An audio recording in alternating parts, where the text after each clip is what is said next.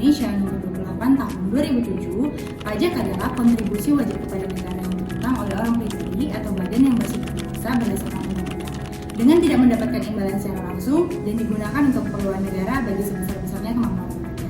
Apa saja sih jenis dari pajak itu? Nah, jenis-jenis pajak itu yang pertama ada pajak penghasilan atau PPh, yang kedua ada pajak uang nilai atau PPN, dan pajak penjualan barang mewah atau PPNBM, yang ketiga pajak bumi dan bangunan PBB, yang keempat biaya materai BBM, yang kelima ada biaya perolehan hak tanah dan bangunan BPHTB.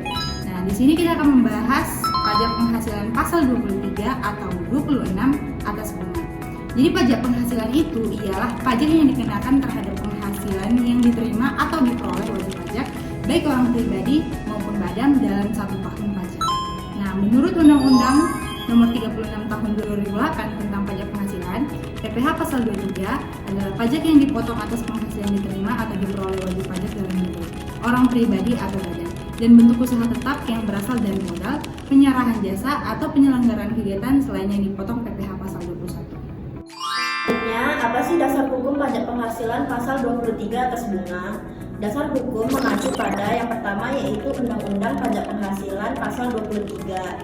Yang kedua yaitu PMK nomor 141/PMK.03/2015 tentang jenis jasa lain sebagai objek pajak 23. Yang ketiga yaitu ada PMK nomor 242/PMK.03/2014 tentang tata cara pemotongan, penyetoran, dan pelaporan pajak penghasilan 23.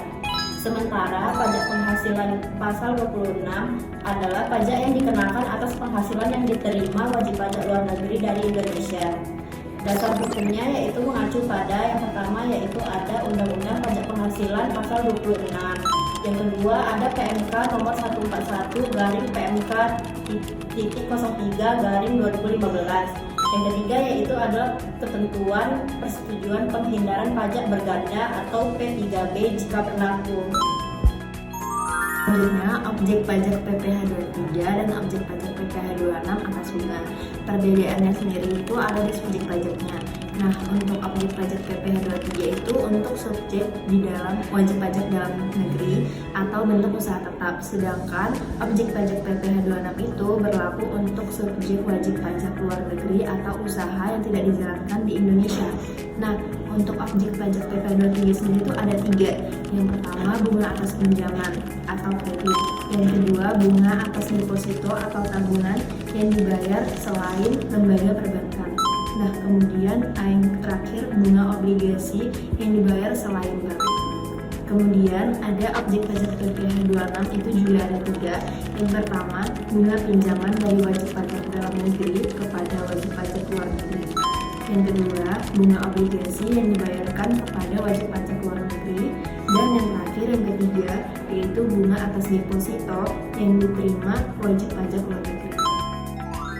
Setelah kita mengetahui tentang objek pajak, sekarang kita akan masuk ke dalam tarif pemotongan pajak. Nah, tarif pemotongan pajak itu ada 2. Yang pertama itu PPh pasal 23 atas bunga. Jenis penghasilan bunga, pengenaan pajak PPh pasal 23. Penghitungan 15% dikali jumlah bruto. Penerimaan WP dalam negeri. Oke, selanjutnya PPh pasal 26 atas bunga. Penghitungan 20% kali jumlah bruto penerimaan wajib pajak luar negeri. Nah, dalam PPh pasal 26, tarif lebih rendah dapat berlaku jika terdapat persetujuan penghasilan pajak berganda atau P3B antara Indonesia dan negara tempat WP luar negeri berdomisili. Nah, contoh tarif P3B jika WP luar negeri berdomisili di negara yang memiliki P3B dengan Indonesia. Tarif pajak bunga bisa diturunkan, misalnya menjadi 10% atau tergantung perjanjian. Oke, kita sekarang akan masuk ke dalam pemotongan pajak PPh pasal 23 atau 26. Nah, PPh pasal 23 atau 26 itu ada 2. Yang pertama, pihak yang diwajibkan pemotongan PPh 23 adalah badan usaha seperti PT, CV, koperasi, yayasan, dan sebagainya.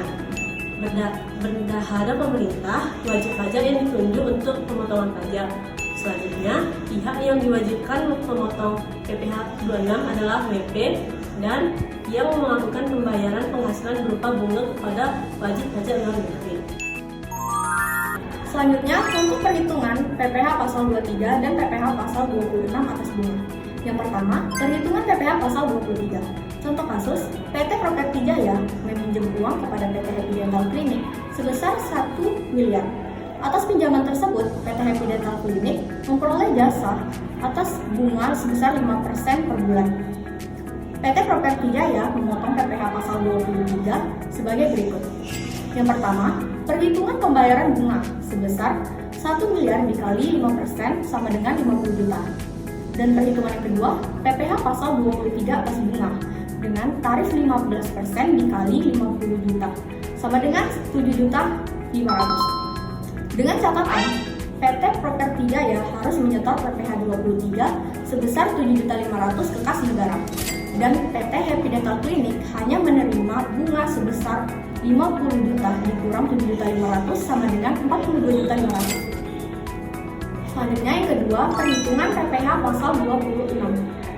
Contoh kasus yang pertama, PTA di Indonesia membayar hutang bunga sebesar 100 juta kepada wajib pajak luar negeri di negara yang tidak memiliki P3B dengan Indonesia. Maka perhitungan PPh pasal 26 yang harus dipotong adalah sebesar tarif 20% dikali 100 juta sama dengan 20 juta. Selanjutnya, contoh kasus yang kedua. PTB di Indonesia membayar bunga sebesar 100 juta kepada wajib pajak luar negeri di negara yang memiliki P3B dengan tarif pajak bunga 10%. Maka PPh pasal 26 yang harus dipotong yakni 10% dikali 100 juta yakni 10 juta. Selanjutnya ada penyetoran dan pelaporan. Pajak penghasilan pasal 23 atau 26 yang dipotong harus disetor ke kas negara paling lambat tanggal 10 bulan berikutnya. Pelaporan dilakukan melalui SPT masa pajak penghasilan 23 atau 26 paling lambat tanggal 20 bulan berikutnya. Dari pemaparan tadi bisa disimpulkan bahwa PPh pasal 23 atas bunga yaitu pemotongan sebesar 15% dari jumlah bruto dilakukan atas bunga yang dibayarkan kepada wajib pajak dalam negeri dan bentuk usaha tetap atau BUT, sedangkan PPh pasal 26 atas bunga yaitu pemotongan sebesar 20% dari jumlah bruto atau sesuai tarif dalam P3B dilakukan atas bunga yang dibayarkan kepada wajib pajak luar negeri. Dalam mengakhiri presentasi ini, kami ingin menyampaikan terima kasih atas perhatian teman-teman semuanya. Mohon maaf bila ada kesalahan kata atau pengucapan. Kami ingin mengajak teman-teman semuanya, mari kita menciptakan masa depan yang lebih baik dan mari kita membangun negeri kita lebih maju dengan kita semua taat pada pajak. Sekian, terima kasih.